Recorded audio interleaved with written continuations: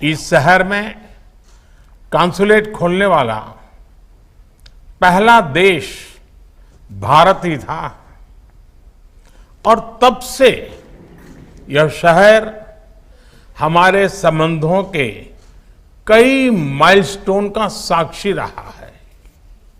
Friends, 2015 में स्थापित किया गया यह फोरम आज रशियन फार ईस्ट के विकास में अंतर्राष्ट्रीय सहयोग का एक प्रमुख वैश्विक मंच बन गया है। इसके लिए मैं राष्ट्रपति पुतिन की दूरदर्शिता का अभिनंदन करता हूं और उन्हें बधाई भी देता हूं। 2019 में मुझे इस फोरम में रूबरू हिस्सा लेने का मौका मिला था। उस समय हमने भारत की एक्ट फॉर ईस्ट नीति की घोषणा की थी और परिणाम स्वरूप रशियन फार ईस्ट के साथ विभिन्न क्षेत्रों में भारत का सहयोग बढ़ा है।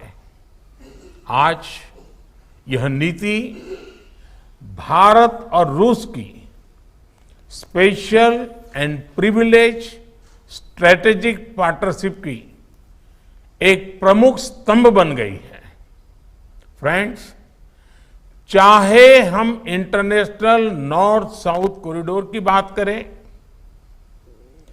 चेन्नई व्लादिवोस्तोक मैरीटाइम कॉरिडोर की या नॉर्दर्न सी रूट की, भविष्य में कनेक्टिविटी हमारे संबंधों के विकास में महत्वपूर्ण भूमिका निभाएगी।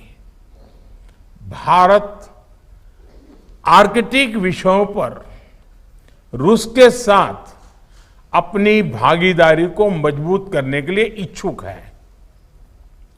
ऊर्जा के क्षेत्र में भी सहयोग की अपार संभावनाएं हैं। ऊर्जा के साथ साथ भारत में फार्मा और डायमंड्स के क्षेत्रों में भी रशियन फार ईस्ट के महत्वपूर्ण निवेश किए हैं। रूस कोकिंग कोल की सप्लाई के माध्यम से भारतीय स्टील इंडस्ट्री के लिए एक महत्वपूर्ण भागीदार बन सकता है। हमारे बीच टैलेंट की मोबिलिटी में भी अच्छा सहयोग बन सकता है। भारतीय प्रतिभा ने विश्व के कई साधन संपन्न क्षेत्रों के विकास में योगदान दिया है। मुझे विश्वास है कि भारतीयों की प्रतिभा और प्रोफेशनलिज्म से रशियन फार ईस्ट में तेजी से विकास आ सकता है। फ्रेंड्स, भारत के प्राचीन सिद्धांत वसुधैव कुटुंबकम ने हमें विश्व को एक परिवार के रूप में देखना सिखाया है। आज के ग्लोबलाइज वर्ल्ड में विश्व के किसी एक हिस्से की घटनाएं पूरे विश्व पर प्रभाव पैदा करती हैं। यूक्रेन संघर्ष और कोविड महामारी से ग्लोबल सप्लाई चेन्स पर बड़ा असर पड़ा है। फूड ग्रेन, फर्टिलाइजर और फ्यूल की कमी विकासशील देशों के लिए बड़ी चिंता के विषय है। यूक्रेन संघर्ष की शुरुआत से ही हमने डिप्लोमेसी और डायलॉग का मार्ग अपनाने की आवश्यकता पर जोर दिया है। हम इस संघर्ष को समाप्त करने के लिए सभी शांतिपूर्ण प्रयासों का समर्थन करते हैं।